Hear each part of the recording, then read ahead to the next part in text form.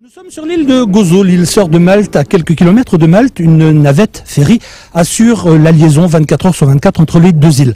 De nombreux touristes viennent découvrir cette île de Gozo, ne serait-ce que pour voir ceci. C'est quoi? Eh bien, ce sont des temples mégalithiques. Pour vous planter le décor, la période mégalithique se situe entre le néolithique et l'âge de bronze. Le mégalithique, si vous voulez, et si on peut parler de ce temple, eh bien, remonte à 6000 ans. C'est-à-dire que 1000 ans avant les pyramides de Gizeh existent ces pierres, ces temples. On ne sait pas comment ils ont pu, à l'époque, les bouger. Ça pèse plusieurs tonnes. Comment ils ont pu les déplacer, les élever à dizaines de mètres, parfois de hauteur. Ça reste une énigme. Vous pourrez vous faire votre propre avis si vous passez sur l'île de Gozo. Mais l'histoire de l'archipel est plus compliquée que ça. De nombreuses civilisations sont venues et elles ont toutes laissé une empreinte. On vous propose de découvrir l'histoire de l'archipel de Malte maintenant. L'histoire de Malte commence il y a plus de 7000 ans, avec l'arrivée d'hommes du néolithique, des agriculteurs, éleveurs et pêcheurs venus de Sicile, qui vont laisser derrière eux les plus anciens monuments mégalithiques connus, qui sont toujours visibles aujourd'hui, comme ici au temple de Gigantica, des ruines simplement extraordinaires, vieilles de 5600 ans. L'archéologie à Malte est très riche, spécialement pour les spécialistes. Tous les sites des temples mégalithiques sont classifiés patrimoine mondial par UNESCO. Les merveilles présentées au sein du musée archéologique de la capitale sont autant de souvenirs de ces ancêtres qui sont venus ici au beau milieu de la Méditerranée pour créer une civilisation, la première avant bien d'autres qui se sont succédés et ont façonné l'île. Malte était toujours gouvernée par différents pays, par différents gouvernements étrangers. Et chaque période a laissé une richesse d'héritage. En particulier, un héritage d'une exceptionnelle richesse, celui d'un ordre hospitalier, les Chevaliers de Saint-Jean, arrivés ici en 1530. Ils ont commencé leur histoire à Malfi, en Italie, au XIe siècle. Ils sont partis vers Jérusalem. Ils ont commencé à prendre soin de pèlerins qui visitaient la Terre Sainte. Et quand ils ont perdu Jérusalem, ils sont partis vers Acre, Chypre et Rhodes. Après Rhodes, Malte était offert par Charles Quint. Et en retour, il a voulu seulement un faucon chaque année. Ils ont décidé d'accepter les îles, mais c'est sûr que c'est la meilleure chose qui est arrivée dans notre histoire. S'il y a un site bâti par les chevaliers à visiter, c'est la célèbre cathédrale Saint-Jean, un monument baroque exceptionnel qui n'a rien de bien remarquable vu de l'extérieur, mais méfiez-vous des apparences. La façade est vraiment austère et militaire. On ne se rend pas compte qu'est-ce qu'il y a à l'intérieur. Mais il y a un bel contraste avec l'intérieur. Les murs sont complètement sculptés dans la pierre. Ce n'est pas du stuc. Le plafond est complètement peint à la main. L'artiste l'a fait en 5 ans. L'artiste calabré Mattia Preti, il est aussi enterré dans l'église. Et il n'est pas seul ici, puisque 400 chevaliers ont également été ensevelis sous l'édifice. Avec aussi 2 peintures exceptionnelles du Caravage à admirer, dont la décapitation de Saint-Jean, seul tableau à avoir été signé de la main du maître. L'influence des chevaliers de Malte est toujours omniprésente, comme ici juste en face de la Valette, dans les fameuses 3 cités qui furent jadis fortifiées pour se protéger contre les attaques des Ottomans. Dans les 3 cités, il y a Vittoriosa, Cospicua et Senglea. Et elles sont aussi connues comme le Cottonera parce que les grands maîtres, qui étaient frères Cottoner, ils ont fortifié la ville. Et dans les murailles qui encadrent les 3 villes, ils pouvaient abriter 40 000 personnes dans le cas d'un siège. Il a fallu près d'un siècle pour réaliser ces fortifications qui n'abritent aujourd'hui que des ruelles pittoresques où il fait bon se promener en admirant une architecture remarquablement préservée. L'ordre des Chevaliers de Malte compterait aujourd'hui encore 16 000 membres dans le monde. Et parmi eux, il y a Nicolas de Piro, propriétaire de la Casa Rocca Piccola, une maison édifiée il y a 400 ans par les Chevaliers où il vit avec sa famille.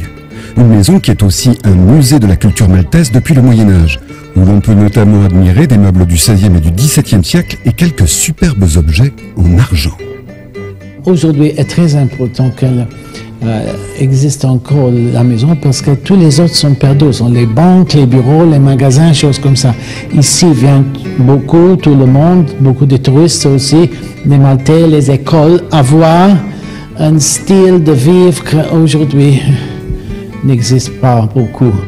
Quoi qu'il en soit, malgré d'impressionnants dispositifs défensifs, comme ici la forteresse de Gozo, l'ordre de Malte a été écarté du pouvoir en 1798 par Napoléon Bonaparte, dont les troupes furent elles-mêmes chassées 2 ans plus tard par les Anglais, qui restèrent maîtres des lieux jusqu'à la déclaration d'indépendance de 1964.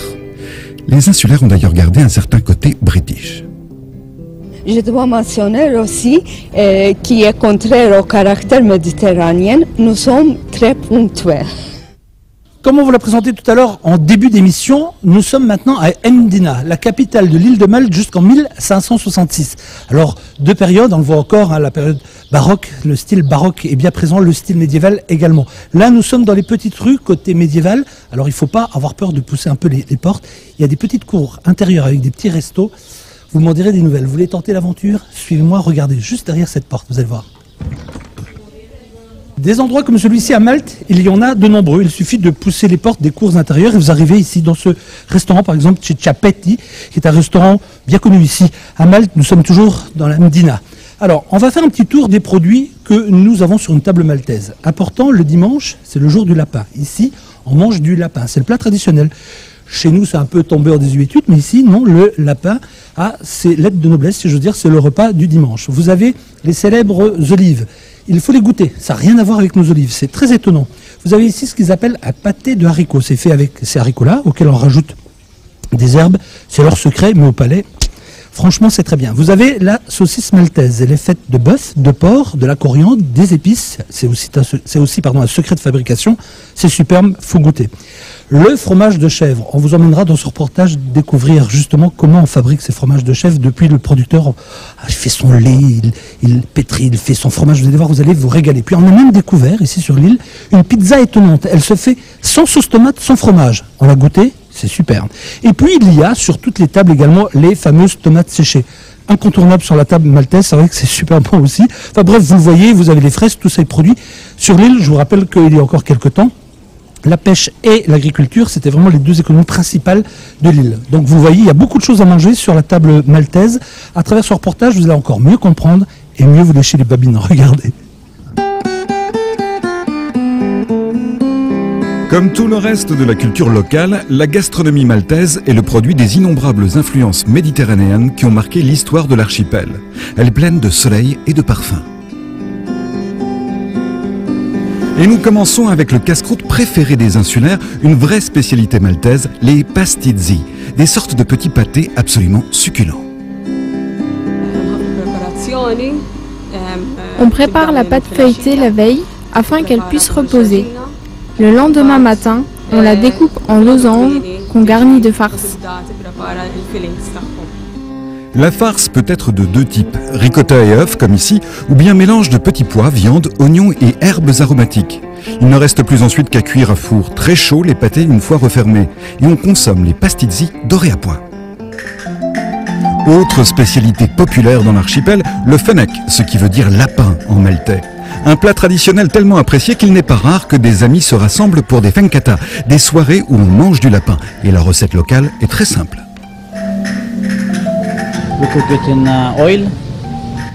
On fait frire le lapin dans l'huile avec de l'ail.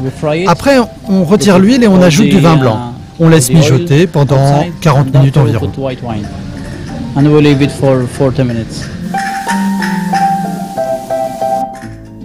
Faisons maintenant un petit détour par l'île de Gozo pour rencontrer un personnage intéressant.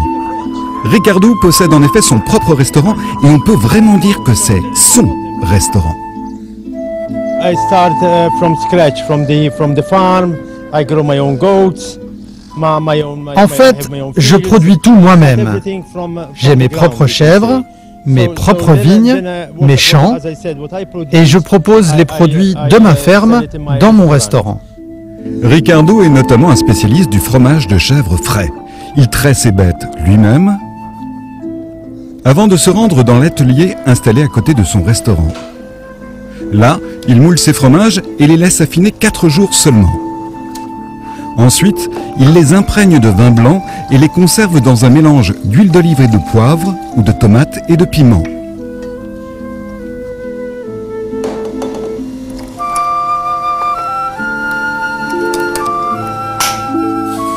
Et ces fameux fromages lui servent aussi pour farcir de succulents raviolis servis dans son établissement.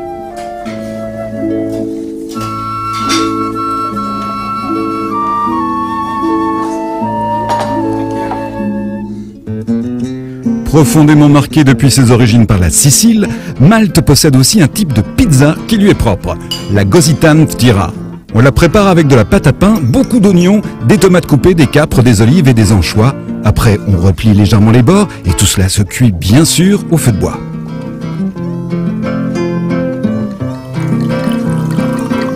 Alors oui, c'est vrai, Malte est réputée pour son soleil, ses paysages et son histoire.